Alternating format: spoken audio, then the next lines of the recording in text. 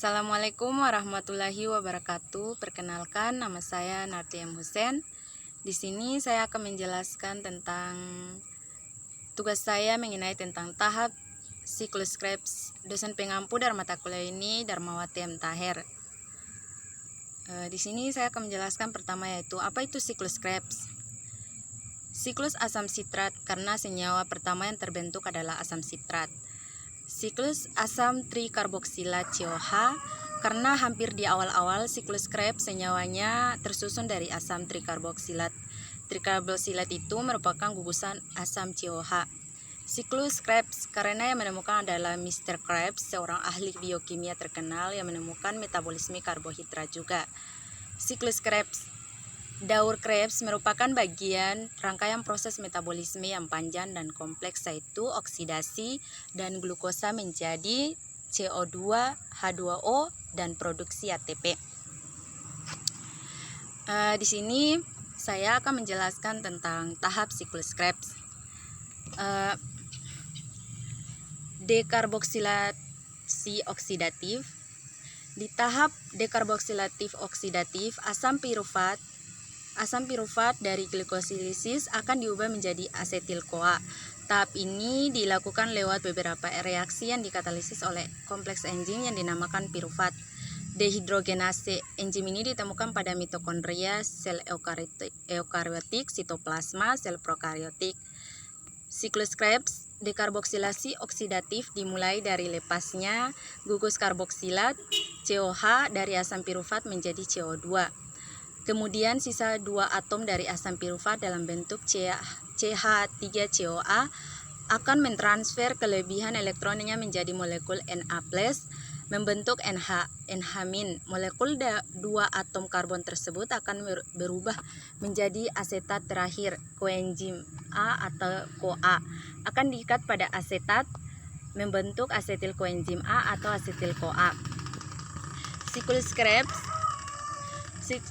Krebs, molekul asetil CoA kemudian memasuki siklus Krebs yang menghasilkan ATP. NADH, FADH2, dan CO2. Tahap-tahapan dalam proses ini akan membentuk lingkaran sehingga disebut dengan siklus. Siklus ini dimulai dengan asetil CoA berikatan dengan oksilat membentuk sitrat. Reaksi ini dikatalisis oleh enzim sitrat sintase.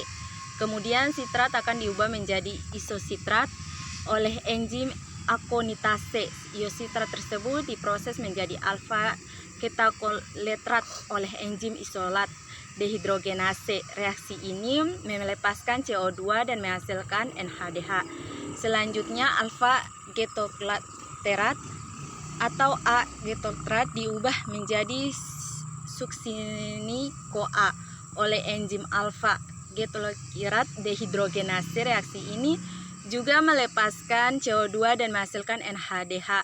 Suksini KOA tersebut kemudian diproses menjadi suksinat oleh enzim suksinat CoA. Sintase. Proses ini menghasilkan GTP yang kemudian dapat diubah menjadi ATP.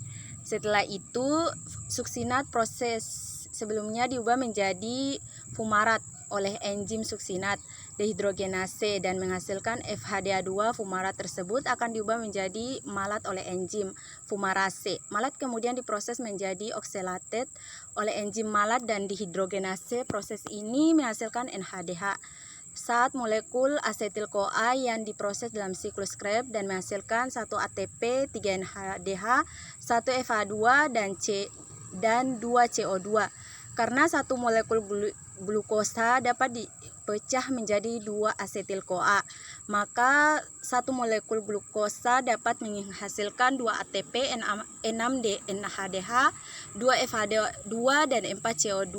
Lewat siklus Krebs, molekul NADH dan FHDH2 tersebut nantinya akan memasuki proses transfer elektron untuk menghasilkan ATP. Mungkin itu saja presentasi saya. Lebih dan kurangnya saya mohon maaf. Wabillahi taufiq wal hidayah. Wassalamualaikum warahmatullahi wabarakatuh.